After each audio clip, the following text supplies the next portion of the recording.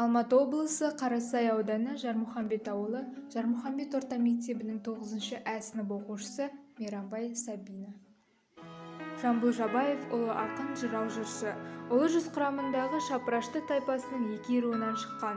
Қазіргі Жамбыл облысы Жамбыл тауының етегінде 1846 жылы 28 ақпанда Жапа деген елге қадірлі адамның отбасында дүниеге келген.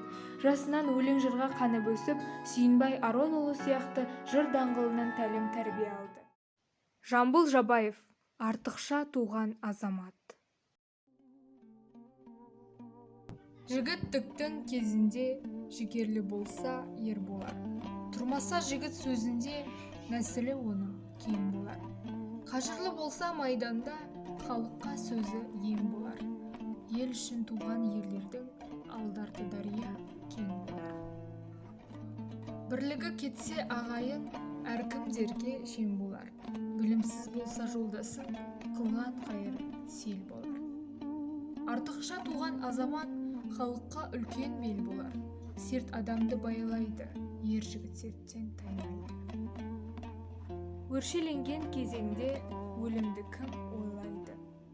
Жігері болса жігітің орындамай қоймайды. Атқан оқтан қайтпайтын, өтірік сөз айтпайтын. Кезеңді жерде кез болса, қорқып тізгін тартпайтын. Батыр Қараш, Сауырық, Шапырашты өтеген. Батырлардың еңбегі таныс маған ертеден.